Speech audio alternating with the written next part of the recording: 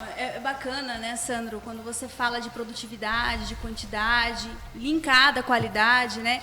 Mas aí, assim, na sua opinião, a pessoa que ela tá produzindo cada vez mais, ela consegue se manter feliz, né? O que é a felicidade aí nesse contexto?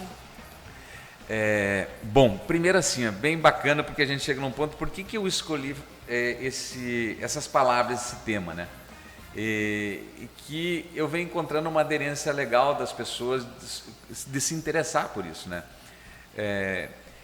Primeiro assim, ó, quando a gente junta produtividade e felicidade, e quando eu pensei nisso, foi primeiro assim, ó, se a gente pegar a nossa vida profissional, de todos nós, de maneira geral, nós começamos a trabalhar aí, 16, 18, né, os menores aprendizes, às vezes até antes, né, e quando que a gente para de trabalhar ou pretende parar?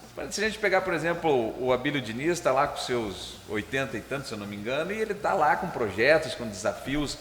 A empresa que eu trabalho, o Ursival Guimarães, que eu acho que conhece, é uma pessoa super ativa e claro, tem 60 e poucos anos, até está de aniversário segunda-feira, né? Então, uma pessoa super ativa. Então, o fato é que aquele perfil da pessoa que se aposenta e para, ele está diminuindo. Então, o que eu cheguei a uma conclusão? Olha, um dado momento me pediram para fazer uma palestra sobre motivação. Eu disse, cara, eu não gosto muito de abordar a motivação diretamente porque eu entendo que ela vem de outras coisas, né? E que ninguém motiva ninguém consegue dar consistência, isso vem da pessoa. E aí eu pensei, poxa, as pessoas passam a maior parte da sua vida, ou grande parte, em ambientes de empresas. Porque se você pegar uma jornada de 8 horas, aí você vai para casa, almoço, aqui a gente tem essa felicidade de conseguir uma grande maioria almoçar em casa. Em casa almoçar, né? Exato. E aí você volta, você tem a noite, talvez você fica 3 horas, 4 horas e você dorme. Então você acorda no outro dia cedo, a gente tem uma jornada que começa cedo, e você passa então a maior parte do tempo dentro de uma empresa. Então eu disse, poxa, eu acho que se as pessoas passam a maior parte dentro de uma empresa, é super importante o quê? Se a pessoa não for feliz, poxa, é a vida dela que ela está colocando ali. E tem uma coisa muito importante que, são palavras fortes, mas numa visita que eu estava em Ouro Preto, eu vi numa igreja uma plaquinha que falava assim, ó, a vida é curta e a morte é certa. E é uma frase meio chocante, né? Mas é a realidade. Então, se nós temos uma vida que a gente sabe que, se tudo for normal, vamos colocar lá 120 anos, 100 anos, né? Tudo correr bem, né? E que pode não ocorrer, gente, quer dizer, ninguém sabe o nosso dia. Poxa, o maior tempo estamos dentro das empresas. Eu disse, olha, então não faz sentido para a vida você estar dentro de uma empresa e você não conseguir ser feliz. E aí vem a questão seguinte, bom, mas o que torna uma pessoa feliz dentro de uma empresa? Claro que tem várias coisas, a gente acredita que vai conseguir falar um pouquinho aqui hoje. Mas ninguém se mantém numa empresa se não for produtivo. Aquela questão assim que a gente fala, as pessoas são o ativo mais importante das empresas. São as pessoas mais importantes, são as mais importantes das empresas, desde que entreguem as encomendas. Não tem mais como, o mercado não admite mais você ter pessoas que não são produtivas. Por quê? Não é porque a empresa não quer, porque a empresa é ruim. Porque ela tem um concorrente, que se lá o time dela entregar melhor, ela vai perder mercado. Então é uma questão de sobrevivência, não precisa de pessoas produtivas. Então, para mim, se manter feliz, na maior parte da minha vida que eu estou dentro de uma empresa, eu preciso ser produtivo. E aí eu passei a pensar, poxa, como é que eu consigo ter essa produtividade dentro das empresas, ter essa felicidade? E aí, falando especificamente de felicidade, né, porque por mais que pareça algo muito simples, né, quando a gente se pergunta, e você que está ouvindo se pergunta, o que é felicidade para você? A gente começa a pensar, poxa, o que é felicidade, né? E às vezes se tem dificuldade de dizer, olha, felicidade é isso ou aquilo. E eu fui dar uma pesquisada, né, pesquisei isso, e tem um cara bastante de idade já, né, que não está entre nós, que é o Aristóteles. Né? Aristóteles, sim. E ele já falava assim, que tantas pessoas sábias quanto as pessoas menos doutas concordam que toda ação humana ela busca alcançar ou tem como objetivo alcançar a felicidade. Então ele dizia assim, olha, cara, tudo que você faz, independente do que seja, se está alinhado com o que a sociedade entende que é certo ou não, mas o que você faz com o intuito de buscar a felicidade. Ele também fala, olha, as pessoas que não são tão doutas, ou tão, talvez tidas como tão intelectuais, entendem a felicidade como coisas mais simples, né? Como o prazer, a riqueza, as honras. Mas o fato é que as pessoas buscam a felicidade. E aí quando a gente busquei nos dicionários, entendimento, traz 3 palavrinhas que sintetizam o que é felicidade. Ela fala, ó, felicidade é quando você está satisfeito, felicidade é quando você está contente, e felicidade é quando você você tem bem-estar. Então, satisfação, contentamento e bem-estar. Então, você vai estar feliz quando você tiver essas 3 palavrinhas. E tem uma coisa interessante, quando eu faço essa palestra para alguns, eu faço um exercício das pessoas se recordar um pouco da vida, dos últimos, rapidamente faz repasse os últimos 20 anos mentalmente. E o que é interessante?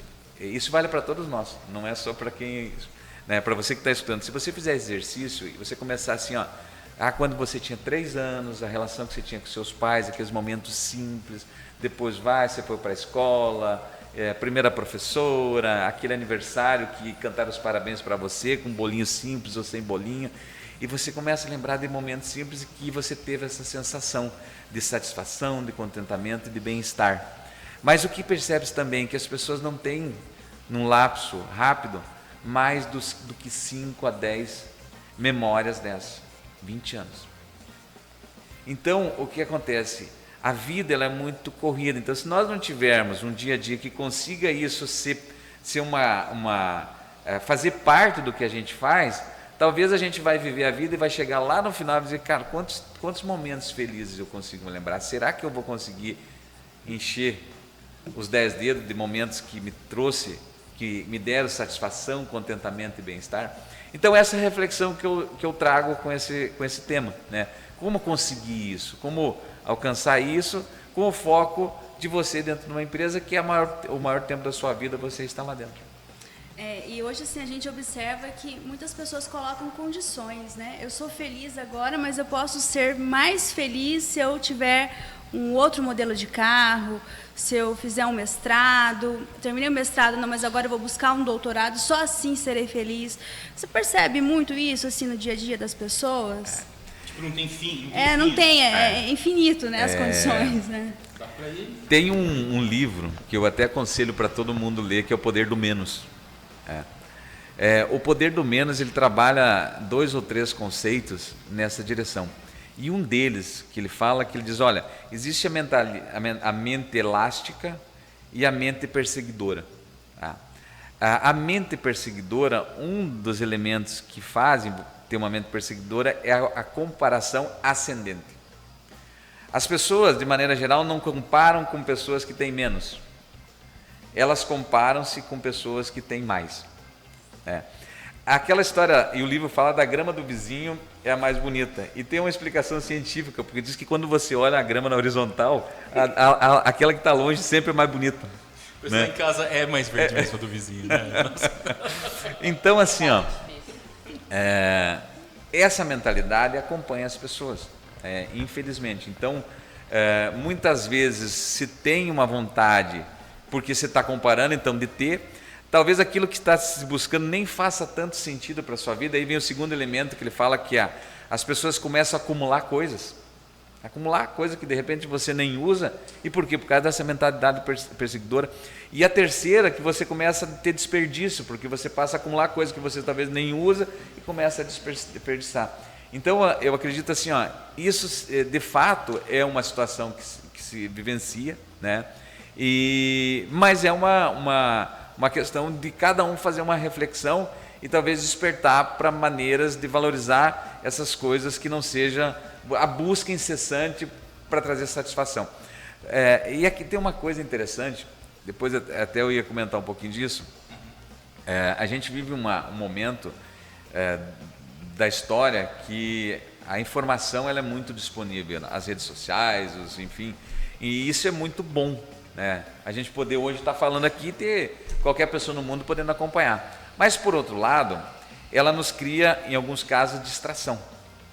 Então, por que muitas pessoas procrastinam? né, de tratar isso de fato. Porque existe tantas opções de você deixar de lado que aquilo que talvez é super importante, você talvez mudar essa maneira de pensar, e só que às vezes é dolorido, né, não é tão fácil, e a distração faz procrastinar. Então é um problema, é uma realidade que a gente tem, mas é um desafio de cada um refletir sobre isso e tentar buscar.